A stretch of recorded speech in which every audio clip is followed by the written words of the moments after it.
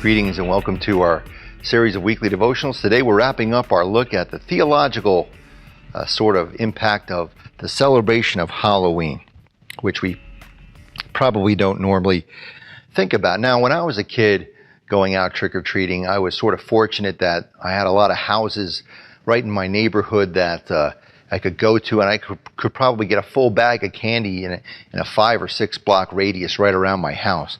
But of course, that's not true for all kids. And you know, when I took my kids and now when I take my grandson trick-or-treating, you know, I live right now sort of on a major road, and there's not really a ton of houses around, so we can't really go around my house. So we have to sort of go to different communities around, and in order to go trick-or-treating. I remember one year we went to Wilson, and other years we've gone to Martins Creek, up to Bangor, Penargil, into Nazareth, Palmer Township.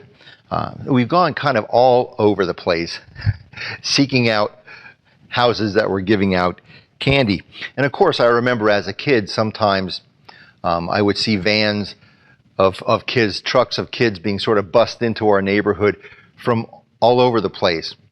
And that's one of the wonderful things about Halloween, about trick-or-treating, is that we kind of cross over all kinds of boundaries, and people welcome people from different neighborhoods, from different areas. And you know, I think in our day and age, we're so kind of conditioned to close off ourselves, to shut our borders, to not want to welcome in any outsiders.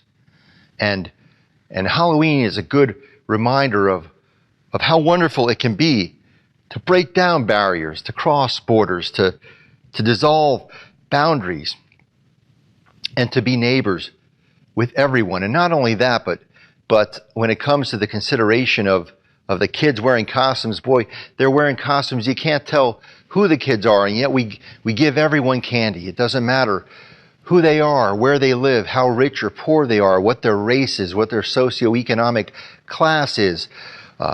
We don't care about any of that stuff. We don't care who they are. There are no lines of class or race or lines of any kind that distinguish one kid from another, one neighbor from another, one neighborhood from another. And so Halloween at its best, at its core, is a wonderful experience of what the beloved community, what a Christian neighborhood is supposed to look like. One in which there are no lines, no walls, no boundaries between one and another, between one neighbor and another, one community, one neighborhood for all. Amen.